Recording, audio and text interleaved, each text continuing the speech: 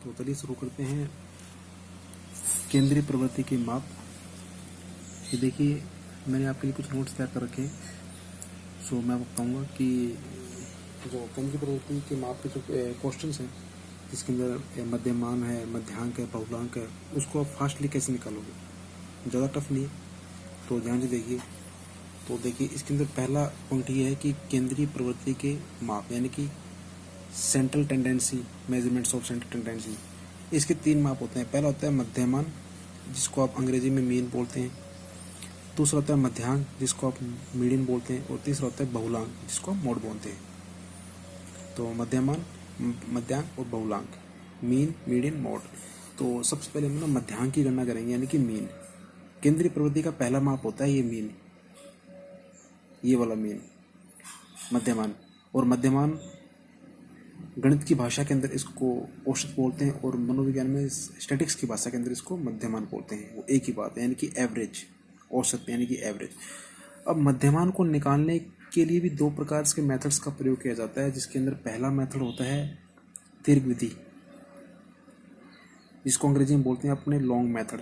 यानी कि मध्यमान को दीर्घ विधि से भी निकाल सकते हैं अपने, और मध्यमान को जो दूसरी विधि होती है उसको बोलते हैं लघु विधि, इसको अंग्रेजी में बोलते हैं शॉर्ट मेथड। तो यानी कि मध्यमान को निकालने के लिए 2 प्रकार की विधियां, देयर आर 2 टाइप्स मेथड्स। जो first of all long methods and second है शॉर्ट मेथड। तो हम दोनों विधियों को प्रयोग करेंगे। तो मैं सबसे पहले आपको मध्यमान को दीर्घ विधि से कैसे निकालते हैं वो बताना सिखा रहा हूँ। तो चलिए शुरुआत करते हैं मध्यमान की दीर्घ विधि से गणना।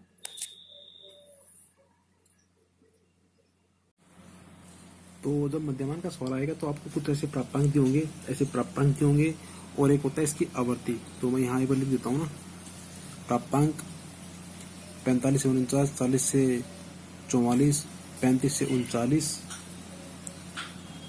उसके बाद 30 से 34,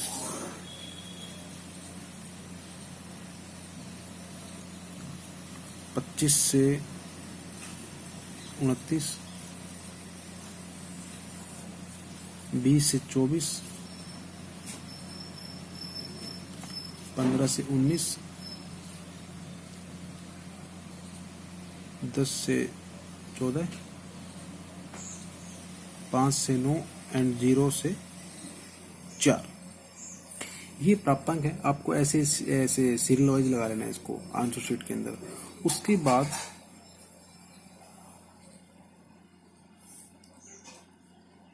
आपको सवाल के अंदर आवर्ती विधि होगी, आवर्ती। इसका जो साइन है वो है एफ, और इसको अंग्रेजी में बोलते हैं फ्रीक्वेंसी यानी कि आवर्ती। आवर्ती आपको दी होगी 1, 2, 3, 6, 8, 17, 26, 11, 2 और 0। ऐसे करते आपको आवर्ती दी होगी। ये तो आपको सवाल के अंदर दिया जाएगा। अब आपको करना क्या है, आपको ये करना है, देखो सबसे पहले कोई भी सवाल करते हैं स्टैटिक्स के अंदर, चाहे वो एसटी हो, क्यूडी हो, एमडी हो, या mean, mode, median, any kind of questions when you solve in statics, तो सबसे पहले आपको क्या करना होता है, आप उसका सूत्र याद कर लीजिए। तो इसका जो सूत्र है वो मैं आपको बताता हूँ। मैं यहाँ सूत्र लिख रहा हूँ।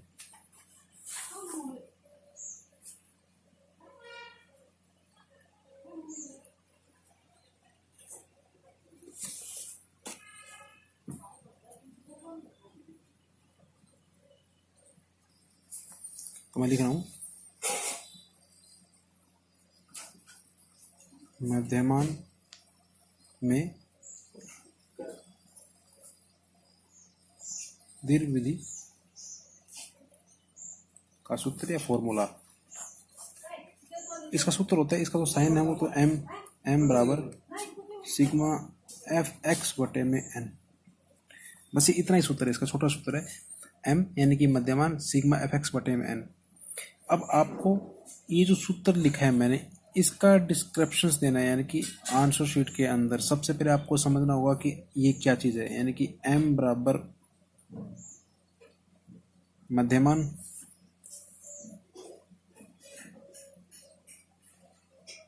f बराबर आवर्ती, n बराबर आवर्तियों का कुल जोड़, आवर्तियों का कुल जोड़, x होता है मध्य बिंदु,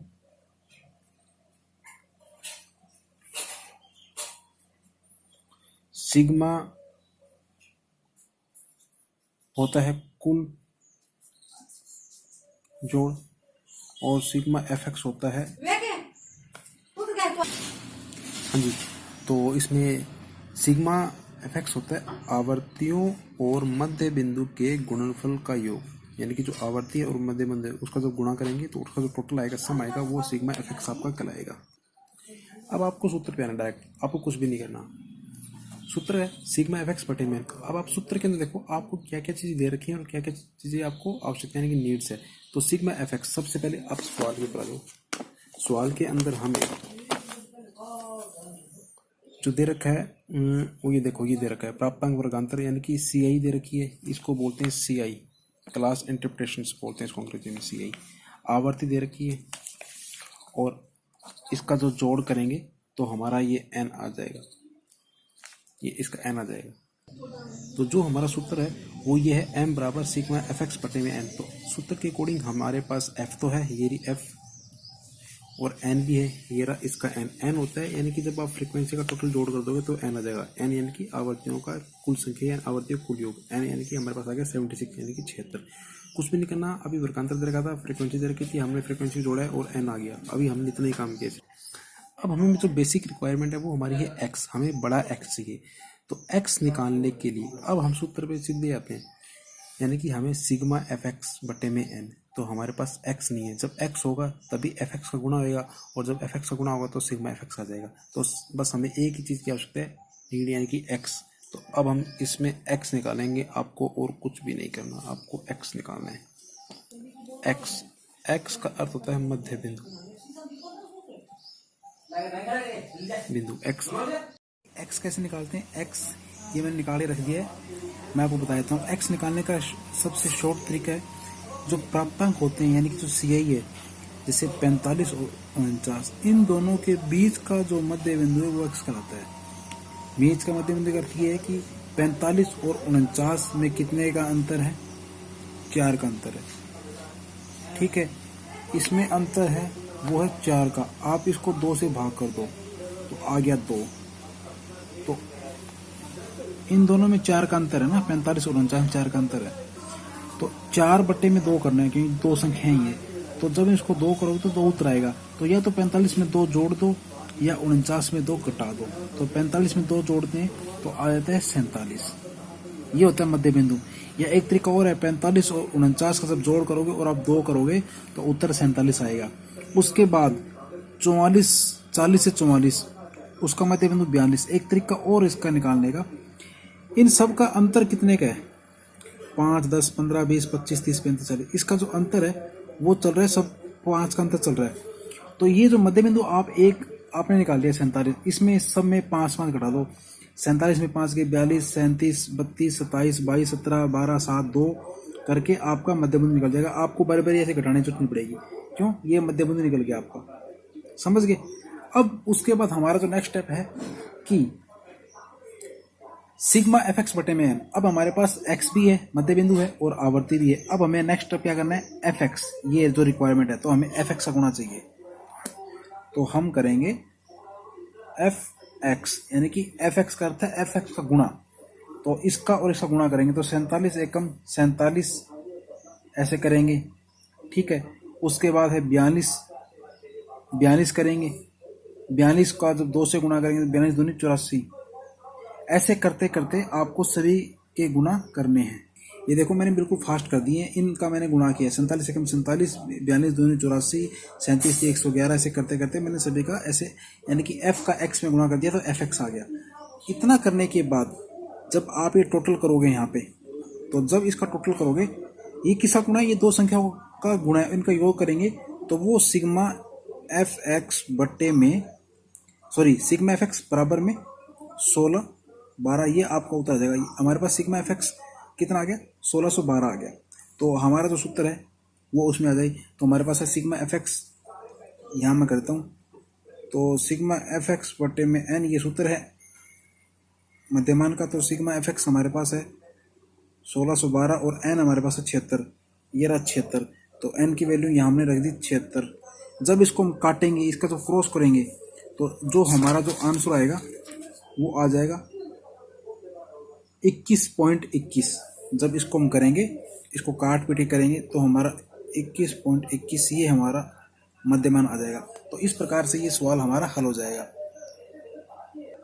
उम्मीद है मैंने जो ये सवाल बताया है ये बीए पार्ट सेकंड ईयर के अंदर लगता है। एमजेएसयू बीकानेर जो यूनिवर्सिटी है, साइकोलॉजी के बच्चों के लिए ये जो सेकंड ईयर का जो पोर्शन होता है स्टैटिक्स में, उसमें लगता है। और इसके अलावा सोशलॉजी यानी कि जो समाज शास्त्र का विषय है उसमें भी ये पेपर लगता है। तो उम्मीद है ये सवाल आपको आपकी परीक्षा के अंदर कामयाब लाएगा। तो इसी भावना के साथ मिलेंगे नए वीडियो में।